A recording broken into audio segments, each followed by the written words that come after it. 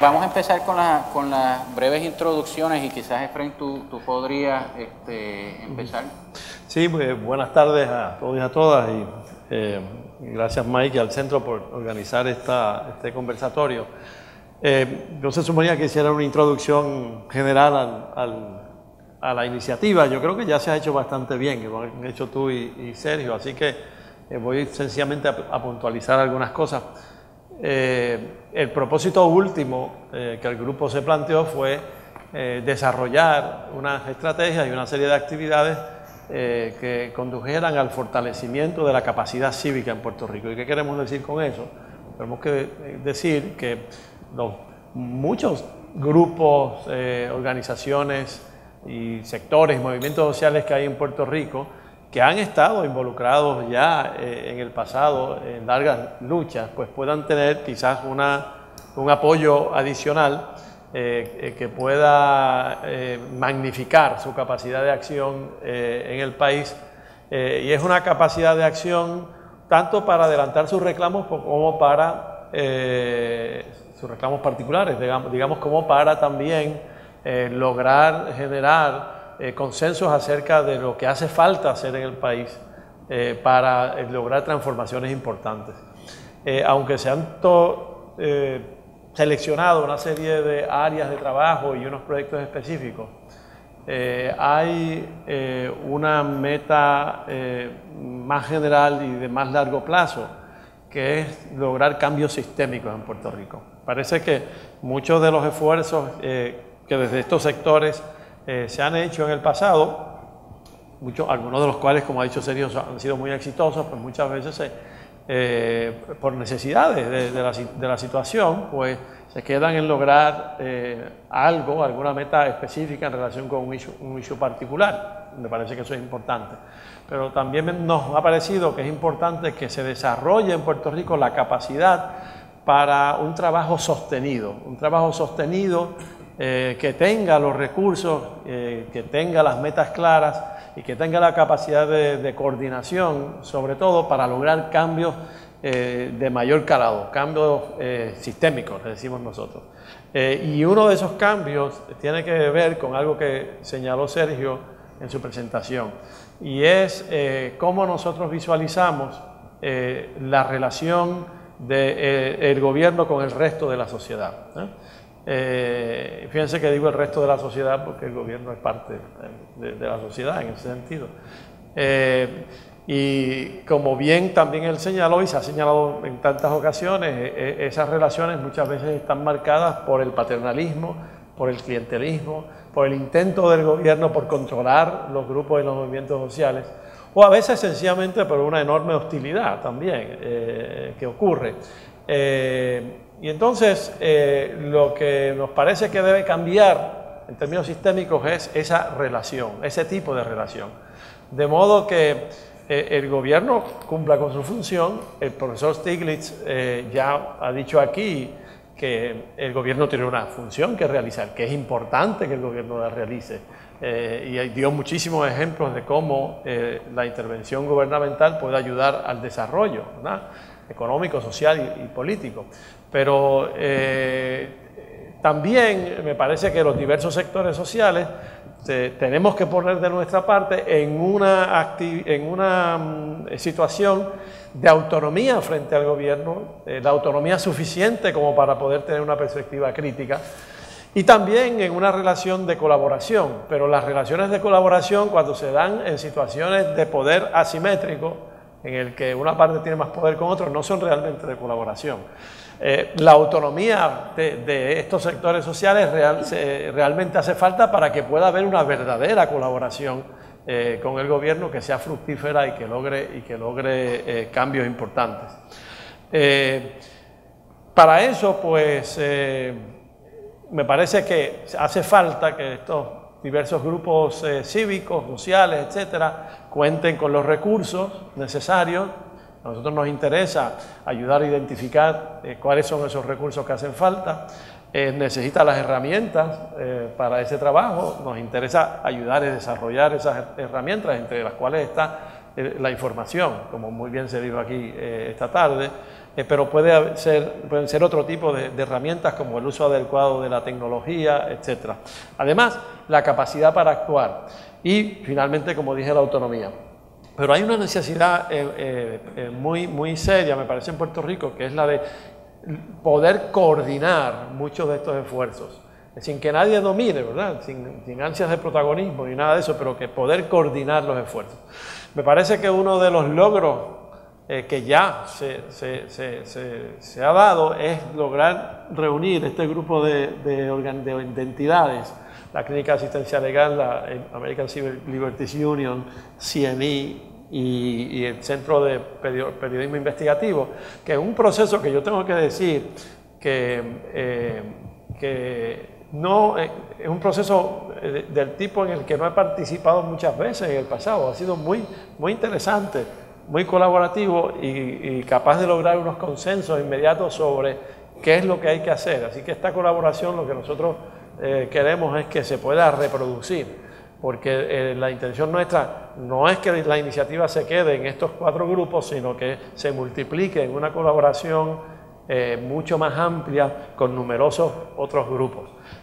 Así que ese es un poco el propósito principal, y hay 3 áreas de trabajo que ya se han mencionado y sobre las que van a hablar los compañeros. Uno es un área es la transparencia, lograr un gobierno y una sociedad más transparente.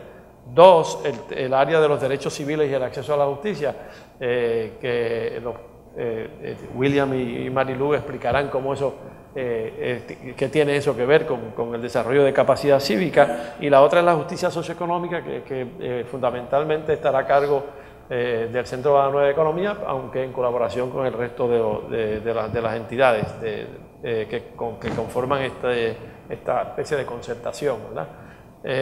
Así que yo diría que eso es en términos generales, pero quería subrayar algo que me parece quedó sugerido tanto en la presentación del doctor Stiglitz como en la presentación de Sergio, es que para que haya una verdadera economía del conocimiento, el conocimiento se tiene que socializar, es decir, que se tiene que generalizar. Entonces uno de los grandes objetivos de esta iniciativa es ver cómo y de qué forma, qué es lo que hay que hacer para socializar el conocimiento, de modo que ese conocimiento sirva de herramienta para el desarrollo y para el logro de los propósitos de los diversos grupos sociales en Puerto Rico. Perfecto. Y yo quiero decir que Efraín tiene mucha razón en la parte de que estamos tratando de hacer esto bien, un grupo de mucha colaboración. Ya yo metí la pata porque dije el nombre sin consultarlo con ustedes. Así que tenemos que quizás un poco trabajar, o yo tengo que trabajar en ser un poco más colaborativo. Pero eso es una sugerencia abierta. Así que, Deepak, la parte económica. Pues, primero que nada, gracias por la oportunidad de estar en el panel. También gracias al público por quedarse aquí con nosotros. Y también gracias a los compañeros y las compañeras por esta experiencia de aprendizaje. Nosotros en el centro hemos aprendido mucho de ustedes y estamos muy conscientes de que eso va a seguir en los años venideros. Así que mil gracias, de verdad. Yo creo que para poder entender con mayor claridad las propuestas que hemos desarrollado en el área de justicia socioeconómica, tenemos que despejar 3 mitos poderosos que lamentablemente se han convertido en parte del discurso nacional y lamentablemente también se repiten indiscriminadamente. El primer mito es: los puertorriqueños son vagos. Por eso es que tenemos tan bajas tasas de participación laboral en el sector formal. Hay mucha gente que dice eso indiscriminadamente y es lamentable, pero vamos a desmitificarlo. El segundo mito: en Puerto Rico hay un montón de personas que viven de las ayudas del gobierno. Otro mito poderoso que se repite ad nauseam. El tercer mito: la gente es pobre porque no trabaja. Eso es otro mito bastante persistente. Entonces, varios estudios que nosotros hemos realizado en el CNE nos han ayudado a desbancar estas ideas erradas. En cuanto al argumento sobre la vagancia, un estudio que se realizó por el profesor Orlando Sotomayor, que estaba por aquí ahorita, y Gary Burles, que se publicó en el texto que trabajamos con Brookings Institution, demuestra que el diseño de los programas de beneficencia pública son los que ayudan a desalentar el trabajo en el sector formal. Pues bajo las reglas existentes, se reducen o se eliminan los desembolsos a los beneficiarios que encuentran empleo, que entran al mercado laboral formal. Y uno de los ejemplos más contundentes que ellos reseñaron es el de una madre soltera que no ha registrado ingresos y cualifica para todas las transferencias gubernamentales. trabajando 0 horas en el sector formal, recibiría el equivalente mensual de $1.276. Esto era en el momento en que hicieron el estudio. $1.276 en dinero y en efectivo, en servicios y en efectivo.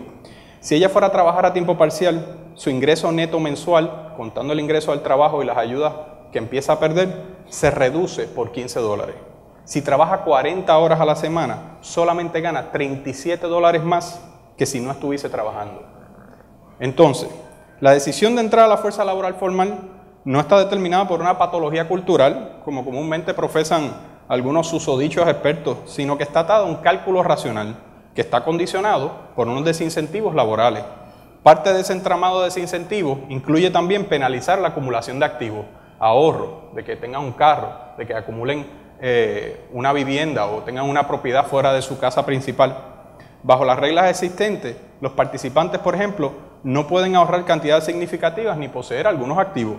Eso es una buena pregunta. ¿Por qué? El argumento de que se puede vivir de las ayudas del gobierno no se sostiene, especialmente cuando realizamos un cálculo estadístico sencillo. Vamos a coger el caso del programa de asistencia nutricional, que es el programa más voluminoso de ayuda directa. En el año fiscal 2014 se programaron casi 2.000 millones en beneficio para adjudicárselos a aproximadamente 675.000 familias en Puerto Rico. Esto se traduce a $8 diarios para cada unidad familiar. $8. Es posible que algunas familias resuelvan sus necesidades alimenticias con $8 diarios, pero esto se asemeja más a sobrevivir que a vivir de las ayudas del gobierno. En cuanto al tercer mito, muchas personas asumen que tener un trabajo te garantiza que estarás sobre la línea de la pobreza en Puerto Rico. Esta idea sirve para negar la existencia de los trabajadores pobres o los working poor. Y en un estudio que realizamos en el 2007 nos dimos cuenta que sobre 18% de los trabajadores en Puerto Rico viven bajo el nivel de la pobreza. Y nos atrevemos a decir que hay una alta probabilidad que esta cifra ha aumentado en años recientes. La existencia de trabajadores pobres nos ayuda a entender que hay muchos trabajos que no nos ayudan a cubrir las necesidades de una buena vida. Y en esta economía estos son los tipos de trabajo que más se están generando. Si a eso le sumamos el hecho de que se han erosionado muchos los derechos adquiridos por las uniones y los movimientos sindicales en Puerto Rico, estamos ante un cuadro aún más complicado para los trabajadores. Entonces, al desbancar estos 3 mitos, nos podemos dar cuenta que existen unas dinámicas estructurales. Son dinámicas estructurales que son muy perniciosas, que reproducen la desigualdad y que hacen muy difícil que las personas salgan efectivamente de la pobreza. Tomando en cuenta estas dinámicas estructurales, que también privilegian el consumo sobre la acumulación de ahorro y activos, y también ayudan a perpetuar lo que Sergio marcó, que es la relación patrono-cliente entre el Estado y la sociedad civil, nuestros esfuerzos en el área de justicia socioeconómica se enfocan en 3 ejercicios clave. Número 1 es abogar por un aumento del crédito contributivo por ingreso de vengado. Esto es un suplemento al ingreso, que es considerado el programa antipobreza más efectivo en los Estados Unidos. Ayuda a levantar a cientos de miles de familias de la pobreza anualmente. En Puerto Rico se adoptó un crédito similar en el 2006. ¿Y cómo funciona? Tú tienes que trabajar para poder recibir el crédito. Tú llenas una planilla, bajo ese renglón de la planilla donde cuánto trabajaste, cuántos son tus dependientes, si cualificas, te dan un crédito. El diseño del crédito es tal que no te lo quitan tan pronto empiezas a acumular ingresos, al contrario. Si tú empiezas a acumular ingresos, empieza a aumentar el crédito hasta cierto punto donde se nivela y empieza a bajar paulatinamente en la medida en que tú ya empiezas a sacar los pies del plato económicamente. Es decir, a diferencia de los programas tradicionales, no te penaliza el aumento de ingresos y tampoco te los quita inmediatamente cuando llegas a un nivel. De esa manera tiene más sensibilidad hacia las realidades socioeconómicas de las familias puertorriqueñas que están tratando de echar hacia adelante. En el 2006 se aprobó un crédito similar en Puerto Rico, pero el incentivo monetario que se adjudicó era demasiado bajo. Creo que ahora mismo está en los $400 anuales para las familias, promedio para las familias que cualifican. Y si es muy bajo, en realidad nos sirve como un verdadero estímulo al trabajo y queremos aumentarlo. Queremos que ese crédito, que está aprobado, que funciona como un aliciente a las personas a que entran en la fuerza laboral formal, que ayuda a las familias, a los trabajadores pobres a salir de la pobreza, que se expanda ese crédito en el caso de Puerto Rico. También queremos actualizar los análisis existentes y las recomendaciones de política pública sobre 2 instrumentos claves que son las cuentas de desarrollo individual y las cuentas de ahorros para niños. Estas son cuentas que ayudan a incentivar el ahorro mediante un sistema de pareo, usualmente de 3 a 1. Es decir, si una familia que cualifica abre una cuenta de este tipo, ahorra $1, se le pueden ahorrar $3 o dólares más, se le parean con ayudas del sector privado, con ayudas del gobierno, con ayudas benéficas. De esa manera se aumenta ese caudal de activos para esa familia. También existen para niños que funcionan de una forma similar, pero se establecen desde una edad temprana para que tengan un acervo cuantioso cuando lleguen a la mayoría de edad. En Inglaterra se está probando este sistema y lo que queremos es que todos por lo menos tengamos la oportunidad de empezar en el mismo nivel, de que todos los niños que nazcan tengan la oportunidad de tener ese pequeño acervo. Cuán grande o cuán pequeño sea al final, cuando lleguen a la mayoría de edad, eso va a depender, pero seguramente el tenerlo de primera instancia va a ayudar a cambiar la mentalidad de que es posible echar hacia adelante en el futuro. Y también queremos sugerir cambios en las normas administrativas que limitan la acumulación de activos. Y aquí voy al primer mito. Actualmente estamos en conversaciones con el Departamento de la Familia para implantar un proyecto piloto con los participantes del PAN, utilizando una metodología experimental aleatoria y similar a un proyecto de autosuficiencia canadiense, el Canadian Self-Sufficiency Project, donde se les provee un suplemento económico a beneficiarios que logran asegurar un empleo y se relajan las reglas de activos para poder fomentar la entrada al mundo laboral e incentivar el ahorro. En vez de penalizar a las familias que empiezan a trabajar, vamos a darle unos incentivos adicionales para que echen hacia adelante. Vamos a dar un mito para después. ¿Sí? El último, para que tengamos chance, y quería decir que yo creo que no estoy muy de acuerdo contigo con el mito de los puertorriqueños no son vagos, que no quiere decir que no hay vagos puertorriqueños, o sea que yo creo que no se pueden confundir las dos cosas. Pero Marilú, quizás tú puedes ahora hablarnos un poquito de la parte de ustedes. Buenas tardes a todos y a todas. Quiero poner un poco en contexto para aquellos que no conocen que la Clínica de Asistencia Legal es un componente de la Escuela de Derecho de la Universidad de Puerto Rico, donde los estudiantes de Derecho tienen la oportunidad de comenzar a ejercer como abogados, brindando un servicio a la comunidad, mayormente de personas, grupos y comunidades indigentes que no tienen pues, el dinero para conseguir representación legal para casos tanto en los tribunales como en situaciones donde requieren de asesoría legal para temas de organización comunitaria, asuntos ambientales y un sinfín de otras cosas. En ese sentido, la presencia de la universidad en este grupo tan extraordinario es importante porque es la única universidad pública que tiene el país y la universidad tenía que estar presente en esto para cumplir con su misión de generar conocimiento, pero a la misma vez de dar servicio. Así es que desde la clínica vamos a estar trabajando el tema de acceso a la justicia junto con el compañero William Ramírez de la American Civil Liberties Union.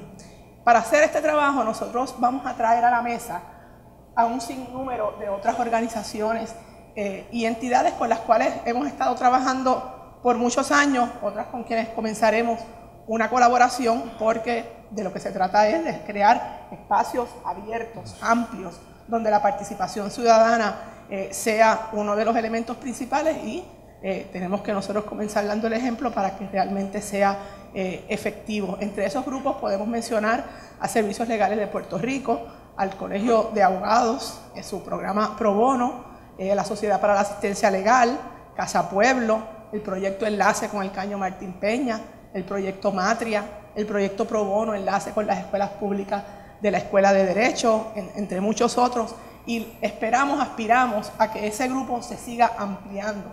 En la medida en que eso ocurra, vamos a ser mucho más efectivos, vamos a crear más espacios para darle un contenido que nos lleve a la formulación de esa meta, que es el fortalecimiento de la capacidad cívica. De eso es que se trata, porque a fin de cuentas lo que queremos es lograr ese cambio sistémico del cual nos hablaba Efrén, en este caso en particular facilitando el acceso a la justicia para lograr una sociedad inclusiva, justa y participativa. Quiero mencionar algunas iniciativas concretas que vamos a estar llevando a cabo desde el inicio, que ya comenzamos a trabajar para adelantar esos propósitos. Primeramente, es necesario saber dónde estamos. Hay que hacer un estudio de necesidades donde podamos tener un cuadro claro de cuáles son esas necesidades de esas poblaciones indigentes y algunas no tan indigentes, pero que no tienen el acceso a la justicia que necesitan para ayudarnos a establecer las prioridades y en la búsqueda de esas soluciones y la asignación de recursos que en esta ocasión pues son generosos en comparación con otras oportunidades, pero tampoco son ilimitados. Así es que vamos a partir de esa premisa, pero por supuesto no se va a quedar ahí como muchas veces ocurre. Esto no se trata de hacer estudios, esto se trata de tomar acción. Se va a crear un proyecto de educación cívica dirigida a estudiantes de escuela superior. Ya el profesor Stiglitz nos habló de la importancia de la educación, es algo que todos conocemos, y esa educación pues tiene que empezar temprano en la vida de nuestros estudiantes. Hemos visto el magnífico ejemplo de lo que los estudiantes de escuela superior son capaces de hacer con las preguntas que le formularon al profesor cuando comenzó la tarde. Pero hay que llevar eso más profundamente, particularmente regarlo por toda la isla, que no se quede en San Juan, en todos los municipios, en Vieques, en Culebra, con el uso de la tecnología particularmente para las escuelas públicas superiores e intermedias, que puedan ir generando esos estudiantes ese conocimiento que eventualmente va a ir alimentando la sociedad, y no va a haber la necesidad de este tipo de proyectos, porque idealmente van a estar creciendo con esa fortaleza cívica que tanto deseamos. Ahí hay unas áreas de coincidencia con, por ejemplo, el área de transparencia de Oscar, donde vamos a estar produciendo unos videos informativos sobre los derechos humanos y los derechos civiles, y todo este material, un libro de texto también está incluido en el proyecto sobre educación cívica, y todo con licencias de Creative Commons para hacerlo accesible, abierto, democrático. Vamos a estar trabajando también en la creación de un portal en internet donde se va a ofrecer orientación legal a la comunidad, y más importante aún, o muy importante, se le va a brindar también apoyo profesional a los abogados y abogadas que hacen trabajo pro bono, para facilitarles y para aumentar esa cantidad de abogados y abogadas que brindan estos servicios. Así es que ahí vamos a coincidir todos los proveedores de servicios legales gratuitos en el país y muchas otras organizaciones que de alguna forma brindan asistencia a la comunidad para que todos se encuentren en un mismo sitio con un uso efectivo de la tecnología. A todas estas, como sabemos que hemos dicho que el propósito es crear un cambio permanente, sistémico, vamos a estar trabajando en la formulación de política pública para que el Estado reconozca la necesidad de un derecho a representación legal gratuita en donde estén envueltos los derechos fundamentales de las personas. Sabemos que nuestra Constitución garantiza el derecho a representación legal en casos criminales, porque se le quita la libertad a una persona, pero pregunto yo, ¿cuál es la diferencia de el derecho que tiene una madre a perder o retener la custodia de su hijo? Eso no es un derecho fundamental tal cual lo es el de la libertad. Sin embargo, en esos casos, esas personas dependen de los servicios legales gratuitos, que cada vez están en mayor precariedad por la falta de recursos económicos. Vamos a estar también apoyando el trabajo de la American Civil Liberties Union y del Centro de Periodismo Investigativo. Yo creo que el resto lo podemos perfecto. poner. Y me parece muy importante puntualizar lo que dijiste en cuanto a los estudiantes y a la representación de la Universidad de Puerto Rico en este proyecto. William, si quiere. Bueno, con relación a nuestro trabajo, la Unión Americana de Libertades Civiles siempre, desde el principio, hemos estado trabajando en el área de transparencia y de acceso a información relacionado a los derechos civiles, que es lo que tenemos asignado aquí, pero lo que quiero señalarles es que es un trabajo que va junto con el acceso a la información, porque cuando hablamos de reformas carcelarias, por ejemplo, no hay reforma si no tenemos acceso a la información de lo que está ocurriendo allí. Sergio mencionó en su presentación lo que ocurrió recientemente, de cómo el pueblo estaba dispuesto a rendir unos derechos fundamentales por los cuales en muchos países se está derramando sangre aún. Y eso lo que apunta es a algo que dijo el profesor Stigler también, y es la necesidad de educación. Por lo tanto, el trabajo nuestro va dirigido a la reforma carcelaria, a la policía de Puerto Rico y la relación que hay entre ambas que resulta en sobreencarcelación, resulta en personas injustamente encarceladas, etcétera, etcétera. Y vamos a entonces trabajar conjuntamente con el proceso de la reforma de la policía que ya hemos estado trabajando, en el sentido de que conjuntamente, porque este trabajo realmente es colaborativo, aunque lo tenemos en diferentes compartimentos. Y vamos entonces a seguir aportando a un trabajo que ya se comenzó para adiestrar a los grupos comunitarios y a las mujeres, y lo estamos extendiendo a través de esta iniciativa al sector inmigrante, sobre la reforma policial en Puerto Rico, tal y como se firmó, y la necesidad de lo que se llama en inglés oversight o supervisión ciudadana, y es el rendimiento al pueblo con relación a esa reforma, porque esa reforma no se puede dar sin oversight. Tiene que haber algún tipo de supervisión ciudadana para que se asegure de que eso se cumpla. Yo en estos momentos puedo decir que hemos estado trabajando con una legislación para crear por primera vez en Puerto Rico un mecanismo para supervisión de la policía de parte de la ciudadanía, una oficina del auditor, por ejemplo. Se ha estado trabajando con una oficina de la legislatura y ya pronto, la semana que viene, debemos tener ya algo final que se va a presentar para esta oficina. Sin embargo, mientras tanto, el trabajo nuestro va a ir enfocado a adiestrar grupos de mujeres, organizaciones y mujeres individualmente en sus residenciales, por ejemplo, para que conozcan cuál es la reforma que se firmó de la policía, que incluye trabajar con los protocolos de violencia de género, cómo responden a esos casos. Y eso va a lo que decía Sergio y el profesor, y esto va a la necesidad de educación de cuáles son mis derechos, y que yo no esté dispuesto a rendir mis derechos, sino luchar por ellos. Y por lo tanto necesitamos capacitar la ciudadanía para que sea la ciudadanía que se encargue de asegurarse de que esta reforma se dé como se debe dar. Y con respecto a la violencia de género, pues que se dé en una forma que las mujeres pues conozcan, este es el protocolo, el policía actuó correctamente o no, y si no actuó correctamente, ¿a dónde acudo para esto? Lo mismo con el sector inmigrante, lo cual vamos a expandir, porque esto es un trabajo que ya se comenzó, pero se va a expandir a ese sector también. Y esto va entonces a las cárceles. Y en las cárceles nosotros hemos estado recibiendo muchas querellas de los abusos que se cometen en las cárceles, y nuestros hermanos y hermanas en las cárceles necesitan de nuestro apoyo para salvaguardar los derechos humanos de ese sector, donde están ocurriendo muchísimas cosas sin que haya una organización en Puerto Rico o entidad que realmente trabaje con esa población.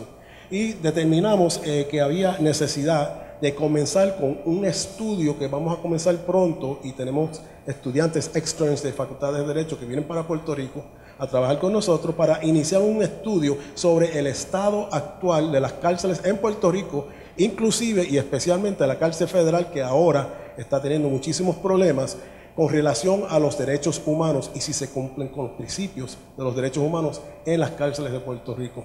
Es un trabajo necesario. Vamos a quizás a pasar a Oscar, y entonces después en la conversación seguimos. Oscar, háblanos un poquito de lo de Centro de Periodismo Investigativo. Pues mira, en atención a la hora sagrada del vino, para respetar eso, voy a cortar toda mi presentación, improvisar un poco.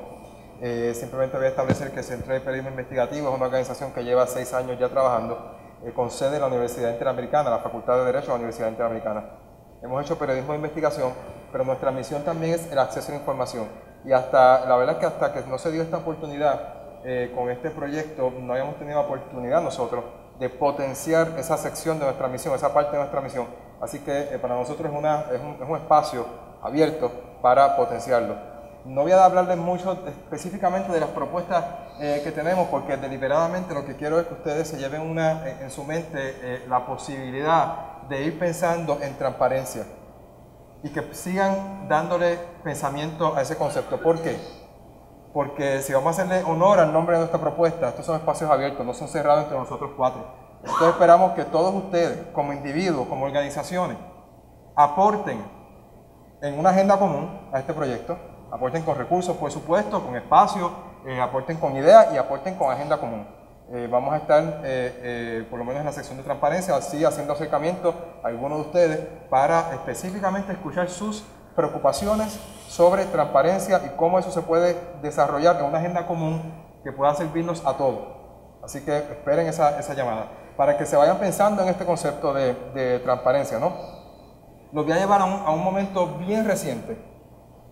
El 4 de febrero pasado, muchos de ustedes que a lo mejor piensan todavía o que no han dado mucho pensamiento al concepto de transparencia, lo tenían como un término quizás político muy bonito, tuvieron, y tuvimos todos, una lección en tiempo real de lo que es transparencia. El 4 de octubre, Standard & Poor's degradó el crédito del gobierno de Puerto Rico. ¿El cuánto? Febrero. 4 de febrero. Perdón, 4 de febrero pasado, gracias. Lo hizo antes del tiempo que había estipulado de revisión. Y ese fue uno de los puntos que llamó la atención. Había ocurrido antes del periodo de revisión, había ocurrido de una manera temprana para algunos, apresurada para otros.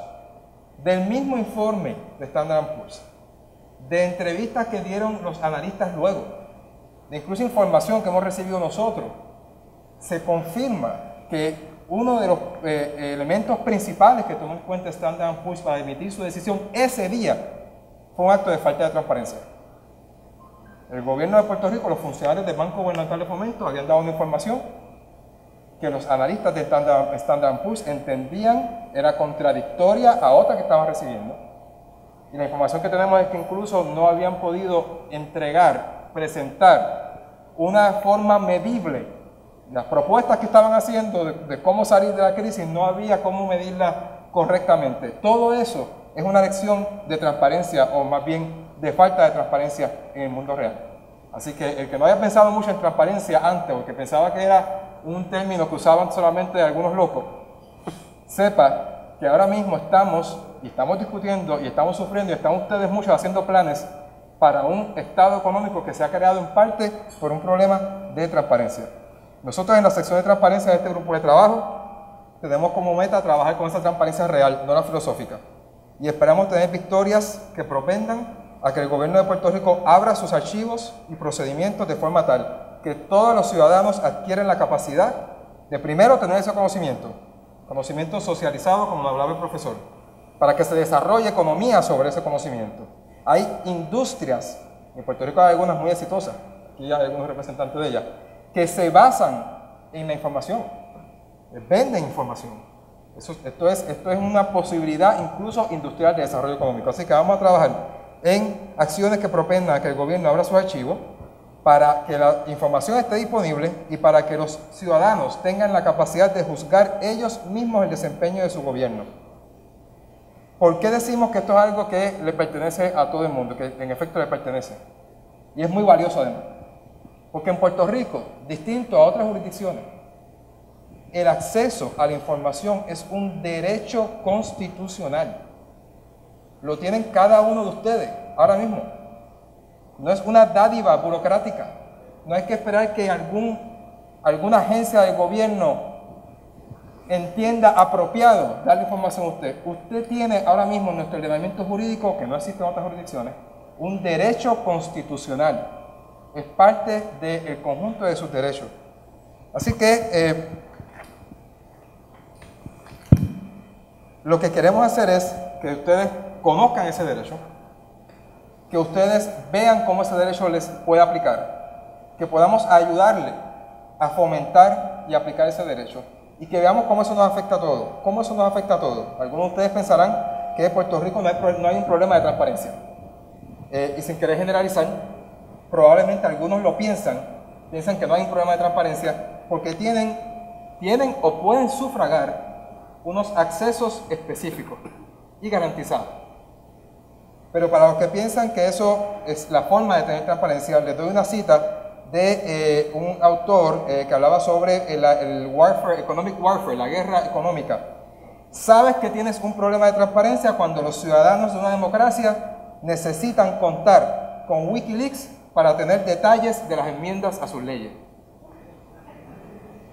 ¿No se habrá sentido así el sector farmacéutico de nuestra economía cuando amanecieron con nuevos impuestos en una ley 154 aprobada en horas y sin vistas públicas?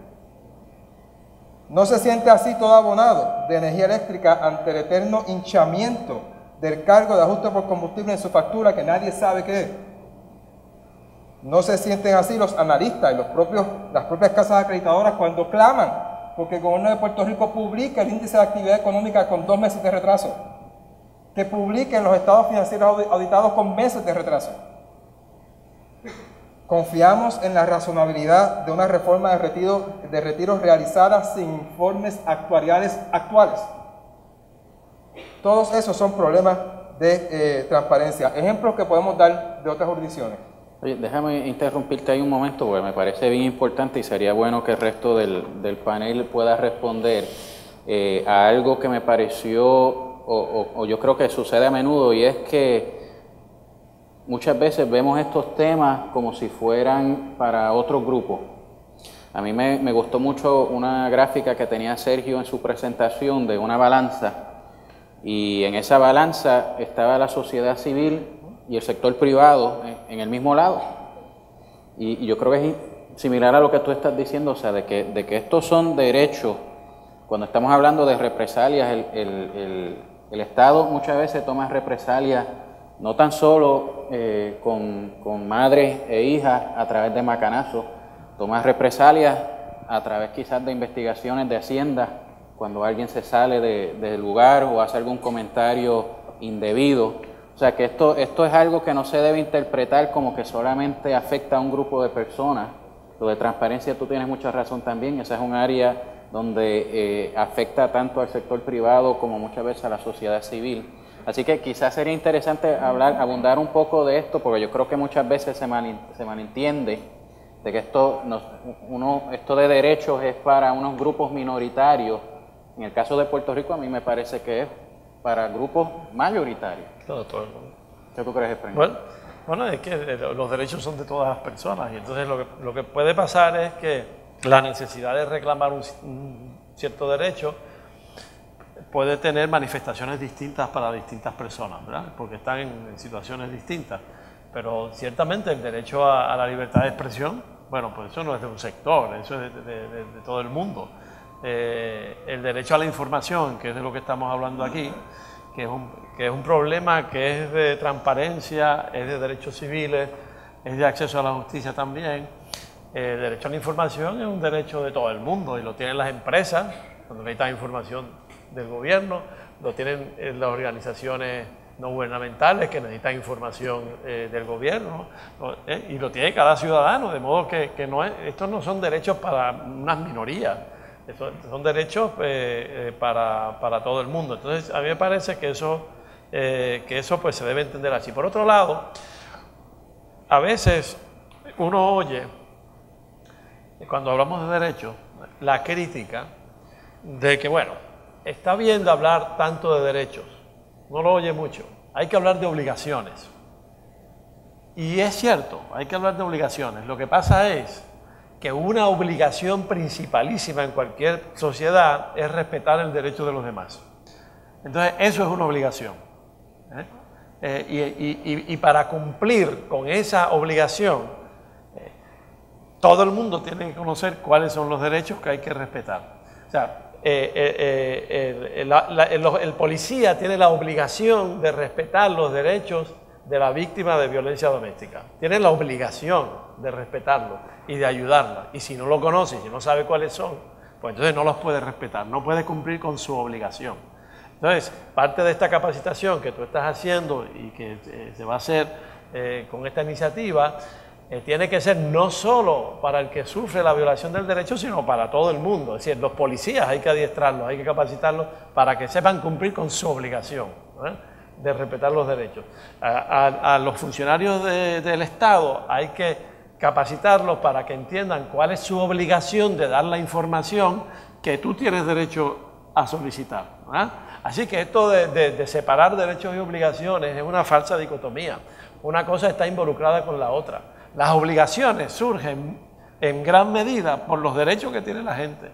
Y en una comunidad la gente tiene tiene derechos, pero tiene la obligación de respetar los derechos del vecino. Así que yo creo que es hora que dejemos de hablar de esta dicotomía y de decir, hay que quitarle el énfasis a los derechos, vamos a hablar de obligaciones. No, hay que educar en derechos para que la gente sepa cuáles son sus obligaciones, ¿no? Así que, y esto es parte de lo que queremos hacer en todos los hombres. Otra cosa que debemos tomar en cuenta también es el concepto de solidaridad, no hueco, real.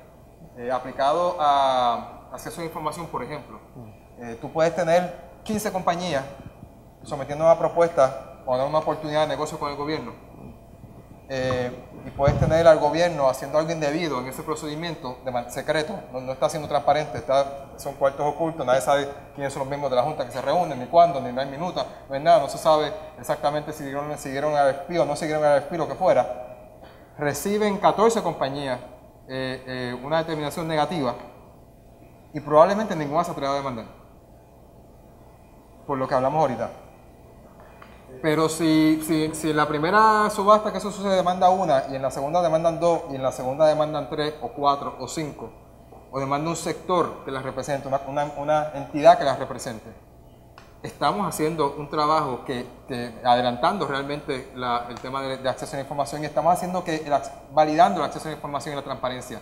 Es decir, se necesita que todos los que sufren de la secretividad se unan a los esfuerzos y actúen. Porque si no van a seguir sufriendo la secretividad. Porque la secretividad y el poder del gobierno realmente crece cuando nadie se levanta y le hace frente. Oye, Marilu, y el impacto, tú lo mencionaste al principio un poco, que me parece bien importante. ¿Cómo tú ves el trabajo o la aportación de los estudiantes en la universidad en este proceso? Pues es importantísima, porque esos estudiantes son los próximos que van a ser los legisladores, los jueces, los gobernadores, los que van a formular la política pública y los que van a dirigir este país en muy poco tiempo, ¿verdad? Así es que es fundamental que esos estudiantes desde el inicio sean parte y se eduquen en esa cultura de transparencia, en esa cultura de acceso, en esa cultura de la importancia de la justicia socioeconómica. Así es que tienen que estar ahí. Y entendemos que lo vamos a lograr integrar con este proyecto. Quería también comentar el tema que traes de que los derechos no son solamente para la gente pobre o la gente que lo necesita. El impacto de la negación de los derechos a la clase indigente, por ejemplo, tiene un impacto real en todos nosotros, en los empresarios, en la banca. ¿Cuánto tiempo pierde un empleado en un tribunal reclamando una pensión alimenticia?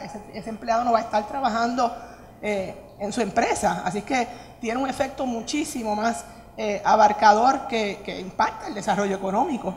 Y por eso la importancia de este junte multisectorial que lo va a estar mirando todas esas carencias desde todos esos puntos de vista. Y yo creo que no es hasta que te toca que uno a veces entiende esto. Yo me acuerdo cuando primero conocí a Michelle, viajamos internacionalmente y me pararon en la frontera regresando a Estados Unidos. Y básicamente me arrestaron y me llevaron a un cuarto. Y en la frontera tú sabes que tú no tienes derechos ahí hasta que no se sepa si eres ciudadano o no. Michelle se quedó con la duda, obviamente, de con quién yo me había metido, pero o sea, a veces, William, hablamos de estos temas de las cárceles y otros y pensamos, oye, pero eso yo no tengo que ver nada con eso, pero no es hasta que te toca a ti que te das cuenta. Y sería interesante tocar un poquito, vayan pensando ya en cualquier pregunta, porque quiero abrir esto a la audiencia ya mismo, pero lo que mencionó Sergio, qué interesante fue que durante las fiestas de San Sebastián hubieron tantas personas dispuestas en un segundo a ceder unos derechos fundamentales.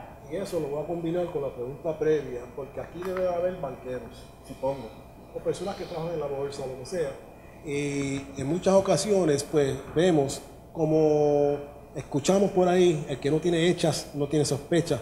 Y por lo tanto, yo soy banquero y soy una persona con dinero, educada. A mí no me importa que me rebusquen porque realmente yo no tengo hechas, ¿no?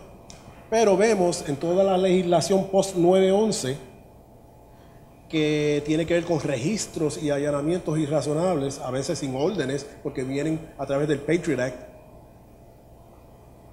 ¿Y a quién están registrando actualmente? A los bancos. Y eso se registra de diversas formas. Van y piden los expedientes, van y piden las cuentas, se meten en el internet, se meten en las llamadas telefónicas y todo eso son registros. Y ahora vemos como muchas personas que antes no se quejaban y estaban dispuestos a rendir por la seguridad nacional estos derechos, ahora están diciendo, espérate, esto está llegando muy lejos, ya yo no tengo privacidad, ya yo no puedo tener una conversación para hablar de un negocio sin estar paranoico. Y cualquier cosa se puede malinterpretar, porque en una conversación que se escuche, cualquier cosa se interpreta de otra forma. En los cateos vimos cómo el pueblo estaba dispuesto a rendir estos derechos sin entender de que la razón por la cual se había encercado la ciudad, porque eso fue lo que ocurrió allí, vino porque en otras ocasiones se habían hecho algo similares y por lo tanto, como eso se permitió, pues vamos un poquito más lejos. Y si eso se hubiera permitido, entonces íbamos a ir más lejos. Y entonces esta noche, para la fiesta Claridad, a cual yo sé que todo el mundo va a acudir, son muy buenas, pues íbamos entonces a poner, ¿cómo se llaman estas cosas? Los checkpoints. Antes de llegar allí, porque sabemos que van a llegar todos los comunistas allí, hay que pararlo. Así es que eso es, obviamente, o sea, es una cosa inconcebible en una democracia. Y eso nos afecta a todos. El que esté en su oficina haciendo negocios que crea que no lo están vigilando, está equivocado.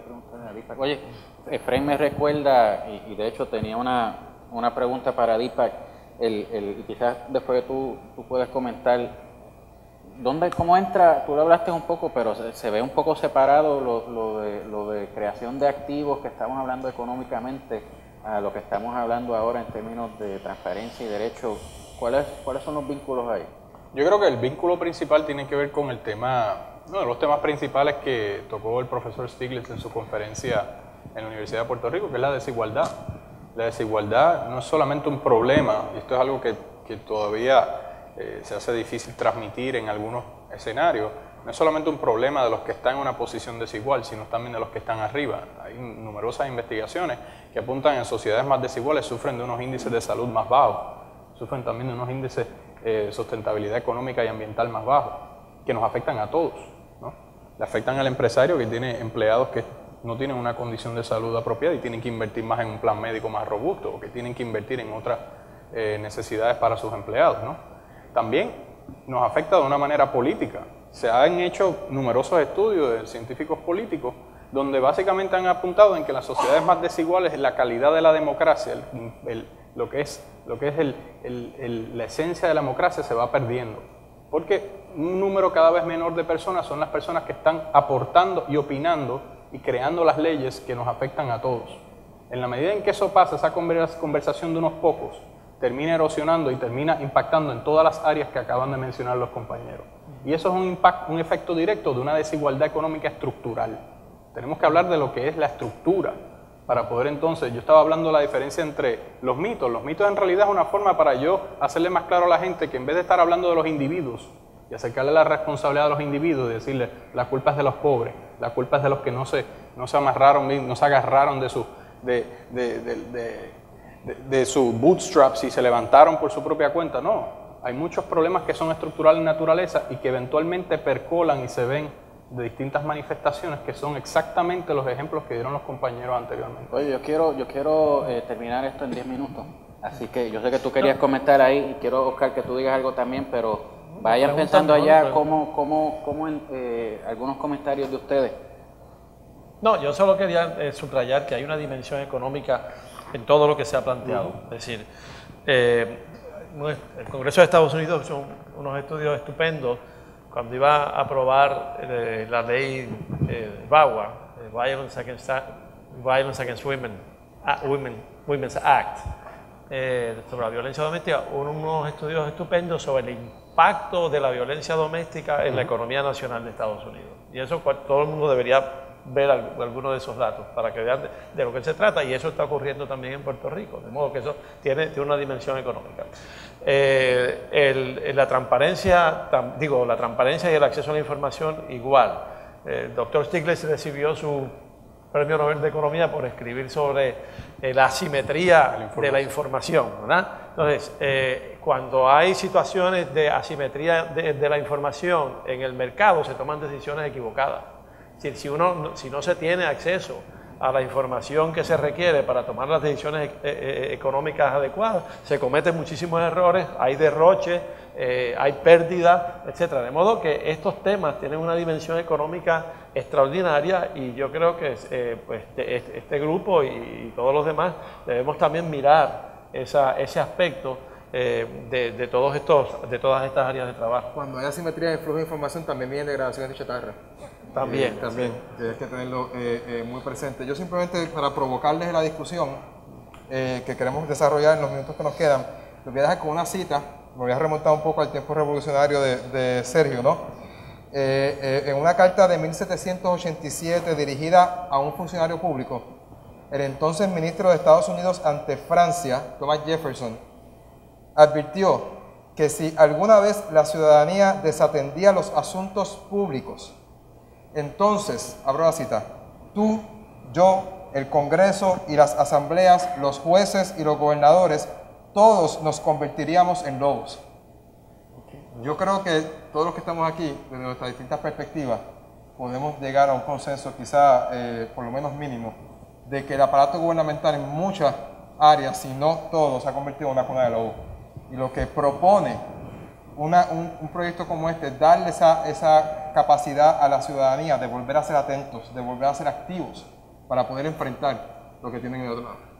¿Algunas preguntas o comentarios de la audiencia? Don Enrique Vila.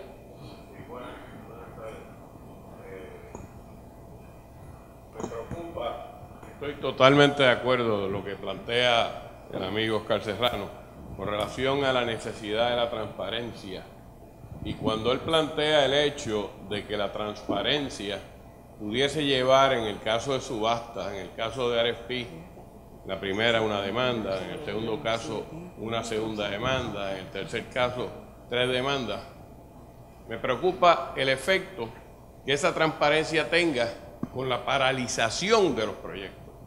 O sea, tenemos que tener mucho cuidado cómo implementamos esa cuestión de la transparencia. Para decir una cosa, el programa que ustedes tienen de Noticel para el IBU, eso es espectacular, y es una transparencia que está directamente asociada con el ciudadano. Es el ciudadano quien va al cliente, retrata, somete y Hacienda se tiene que encargar. Eso es espectacular, pero tenemos que tener cuidado cuando estamos hablando de proyectos que son grandes, donde ocurren definitivamente inequidades y donde ocurren amiguismo y decisiones equivocadas, de que no paralicemos el desarrollo económico y paralicemos la economía. Eso es un punto muy importante que usted trae, me alegra, porque es el tipo de concepto que queremos abordar para aclarar cuando hablamos de transparencia. Transparencia no es llevar la demanda, transparencia es revisar el procedimiento gubernamental para que la demanda no sea necesaria, para que todo el mundo esté tranquilo con el proceso que ocurrió, conforme que ha ocurrido en un level playing field, donde todo el mundo tuvo el procedimiento claro, donde la decisión estuvo clara y donde las reglas estuvieron claras. El propósito de la transparencia no es demandar, lo que pasa es que a veces hay que exigirla, ¿ok? Pero el propósito es ayudar a ese gobierno, incluso ayudar a ese gobierno, ojalá que se deje ayudar, a desarrollar procedimientos en esas instancias donde no tengamos que llevar ni a la obstaculización ni a la demanda, al contrario, podemos hacerlo hasta más efectivo y más rápido. Y podemos hasta incluso abaratar los costos para los que participan en esos procesos. Ese es el tipo de acción que llevaríamos a cabo. ¿Alguna otra pregunta o comentario de la audiencia? Sí, buenas. Yo soy el profesor Cepeda del recinto de Ponce de la Interamericana. Me llama mucho la atención esta discusión, pero esto tiene nombre y ustedes tienen razón, ya está en la Constitución, pero ahí es donde viene el problema de la educación. Esto se llaman los derechos económicos, sociales y culturales, que se aprobaron en la Declaración Universal junto con todos los demás, pero que históricamente le hemos dado énfasis a la cuestión civil y política y hemos dejado los otros. Nuestra Constitución contiene esos derechos, la educación, los trabajadores, el derecho el mismo derecho a la información, que no está tan claro, pero hay una serie de derechos que tienen que ver con el desarrollo social y la calidad de vida, que están en la Carta de Derechos, que están en la Declaración Universal, y que el 99% de la gente, como dijo el estudio que hizo la Facultad de Derecho de la Intel hace 2 años atrás, no saben ni siquiera que están allí. Así que ese concepto de la educación es bien importante y hay que ir entendiendo a profundidad, más allá de la libertad de expresión, y hay una riqueza en esa Carta de Derechos que propendería al desarrollo de nuestra economía, porque nos haría capaces de participar en las decisiones. Porque en la medida en que mejoramos la calidad de vida, incluyendo la educación, pero no exclusivamente, la salud, la vivienda, el agua, todas esas otras cosas, en esa medida nos hacemos al país, hacemos a la gente capaz de participar en el proceso de toma de decisiones. Yo creo que, tremendo comentario, yo creo que eso va también, algo que acaba de mencionar Oscar, siendo el único no abogado entre todos los que están aquí.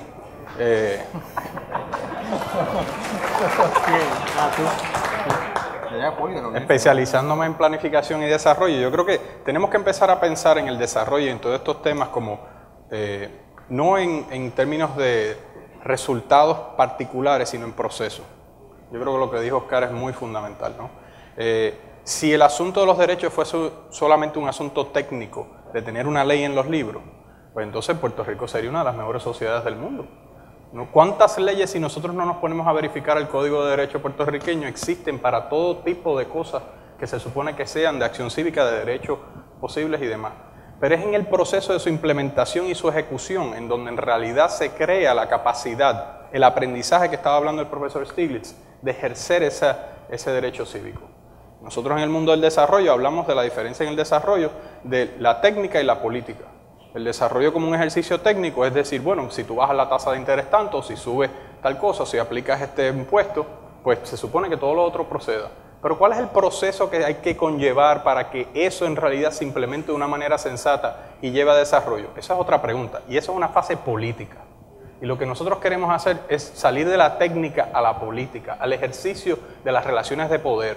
¿Cómo podemos empezar a transformar esas relaciones de poder de tal manera que una ley en los libros se convierte en un derecho adquirido por un ciudadano? A no ser el abogado que defiende la bien. Me están entrenando. Está rodeado. ¿Alguna? Sí, Marisara, sí, Marisara. porque si no, estoy como en Esquiles, que si no lo digo reviento, porque estamos aquí desde las 12 del mediodía. Y digo, el panel está extraordinario, la ponencia del doctor Stiglitz extraordinario. Aquí en ningún momento se ha hablado, y les digo, by the way, les deseo mucho éxito en el estudio, en el panel. Yo soy parte de la Fundación Ángel Ramos también y sé que hemos colaborado. No se ha mencionado para nada ni las instituciones, ni el liderato, ni el modelaje. O sea, Puerto Rico tiene todos esos problemas y estipulado todo lo que ha dicho Oscar, lo que ha dicho Efraín. Es perfecto. Ahora, el rol del modelaje, que no solamente es del gobierno, es del sector privado. O sea, cuando hubo los problemas de corrupción de Jorge de Castro, que está en la cárcel, nadie del que cogió dinero está en la cárcel. Estamos viendo en el periódico todos los días el tema de la iglesia. Todo el mundo hace mutis con eso. O sea, aquí hay un issue de liderato del país y de modelaje del país. Yo les deseo mucho éxito en los estudios, vamos a colaborar en lo que sea, pero Puerto Rico necesita mucho de su liderato y sobre todo de su liderato del sector privado en actitudes, en solidaridad, en desprendimiento y en transparencia. Y con eso los dejo, papá. Sí, Marilú también. Liderato cívico. Marilú quería decir algo después. Sí, esa era la forma en que queríamos terminar este panel y era llamando entonces a las alianzas. La importancia de que todo el trabajo que nosotros estamos haciendo no va a resolver gran cosa si no se logra que todos ustedes, todas las organizaciones públicas, privadas, en colaboración y en la misma mesa de trabajo, trabajemos hacia el mismo fin. Porque hoy tenemos esa generosa aportación de la Open Society, pero Open Society no se va a quedar aquí el resto de la vida. Cuando se vaya, nosotros queremos seguir siendo una sociedad con espacios abiertos y eso nos corresponde a nosotros. Así es que es una gran oportunidad para que nos aliemos y cada cual aporte lo que tiene. Sí, yo lo que quería decir era que estoy de acuerdo con Marisara totalmente, pero que quizás no lo subrayamos aquí, pero parte del desarrollo de la capacidad física, cívica, es el desarrollo del liderato.